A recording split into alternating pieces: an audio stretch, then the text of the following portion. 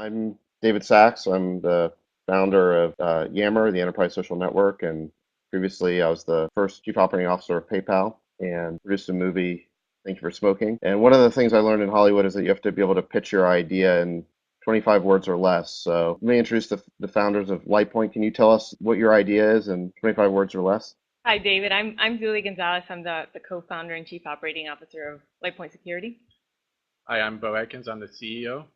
And LightPoint Security protects businesses from web-based malware by allowing the employees to browse the web without any of the web content ever touching their computers.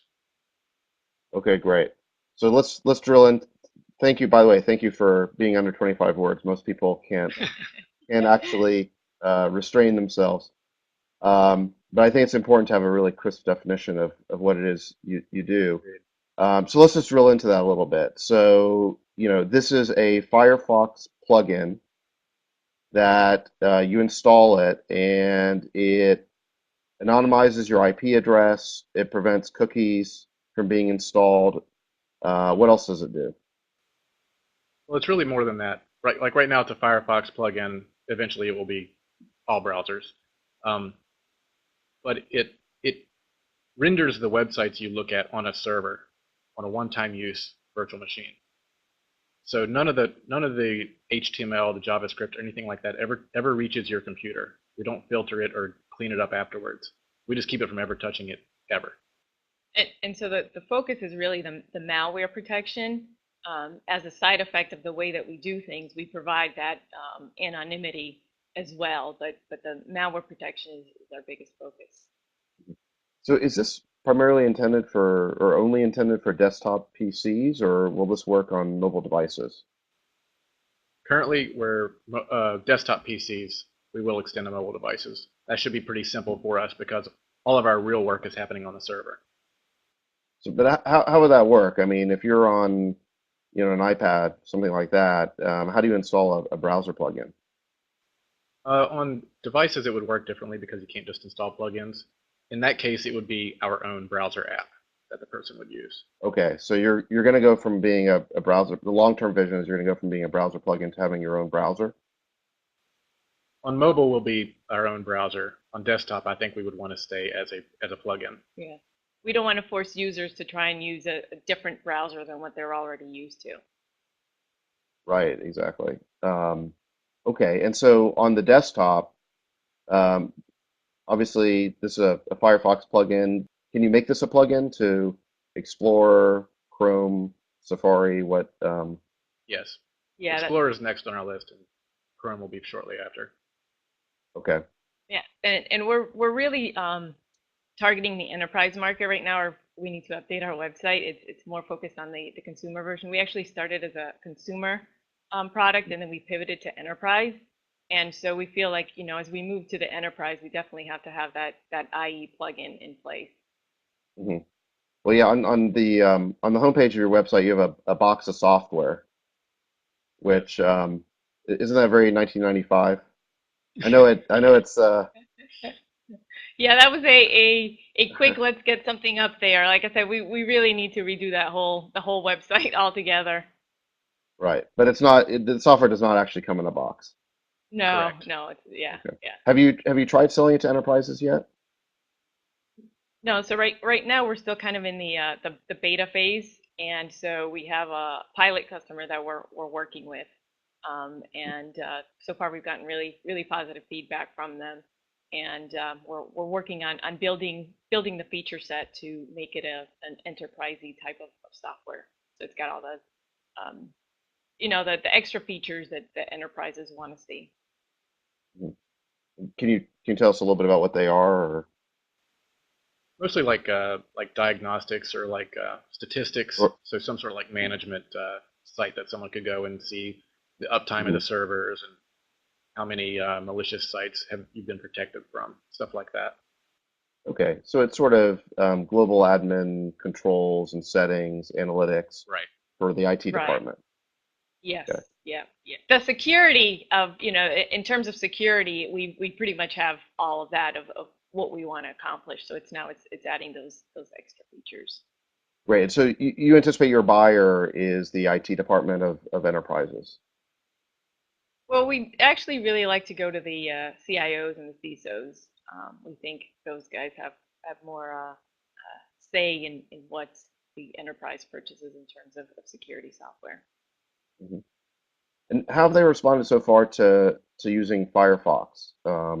Are they open to switching to that or using that, or do they really need to see a Explorer plugin first? So for the pilots, they're okay with using Firefox just to test it out, vet the product.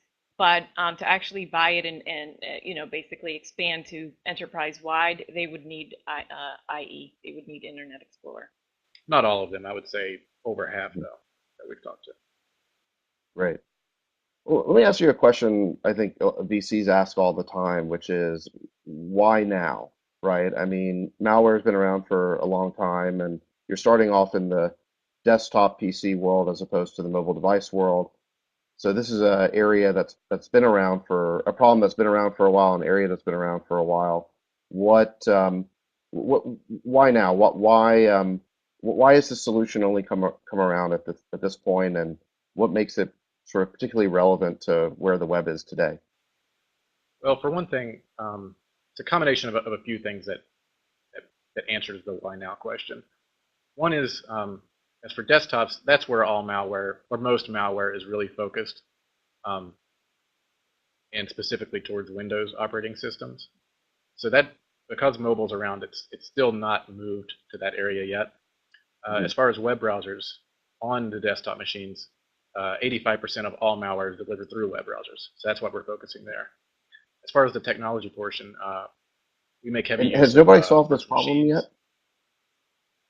Not solved. Not solved. They make attempts. It's usually all detection based attempts. So it's who can build the biggest database of malware that they can compare against.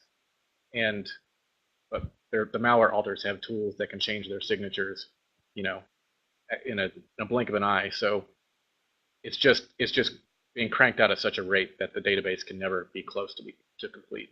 And really, that's our differentiator. Is most traditional security products are focused on that detection aspect of it, and we've pretty much ignored that and said, well, we're not going to focus on detection because of all the problems, and we're going to focus on isolation. So we isolate the employee's browsing session in an enclosed environment where nothing can get out, and that's really our big differentiator there.